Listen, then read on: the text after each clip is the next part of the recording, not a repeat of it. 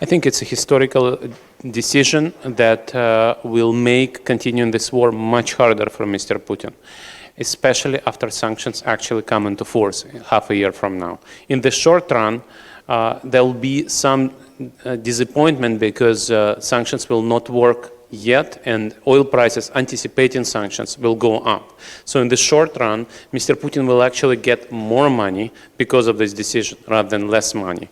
But this is just an immediate effect. And I think European governments understand that and will follow up with more actions in immediate terms. For example, putting pressure on transportation of Russian oil, insurance of Russian oil, making sure that it is harder for Mr. Putin to get more money from exporting oil and gas to Europe. But it is true that for 3 months, oil and gas embargo by Europe has been discussed, and only now we see the real decision, the real action.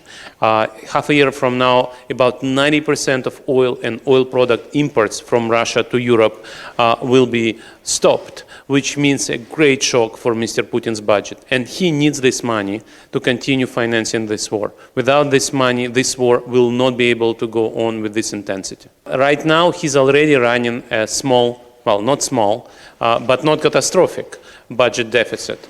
A couple of weeks ago, the data on Russian fiscal balance in April was published. And we saw that in April 2022, Russian government budget was in deficit. Putin is already missing money. And so embargo will make those choices much harder for him. He'll need to choose whether to cut salaries of policemen who beat up Russian protesters. He will not be able to pay as much money to soldiers he recruits in poorest parts of Russia. He will not be able to buy whatever parts he needs to produce new military equipment. And he's running out of modern equipment. And he will not be able to pay his propagandists and friends who support him in business. So all of that is going to become much harder.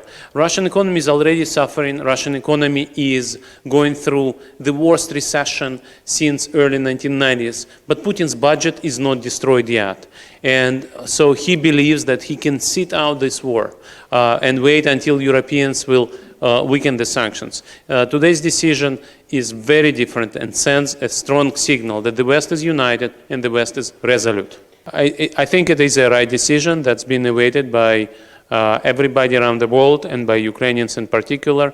I think Europe has chosen not to fight this war militarily, but Europe knows that every day it sends almost $1 billion, more than $500 million every day, depending on the price, to Russia. Since the beginning of the war, Putin has received more than 50 billion euros in payments for his oil and gas exports. This is the money that are used to kill Ukrainians.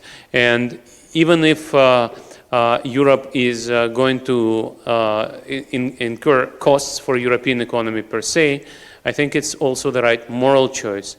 Europe cannot afford to continue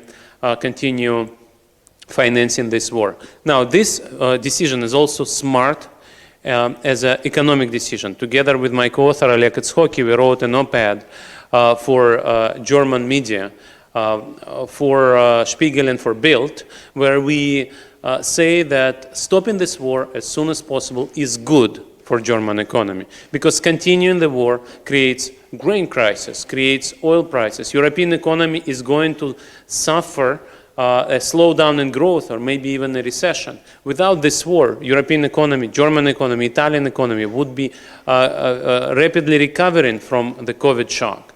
And this war destroyed this recovery. And so stopping this war is an imperative, not just in a moral sense, but also in an economic sense.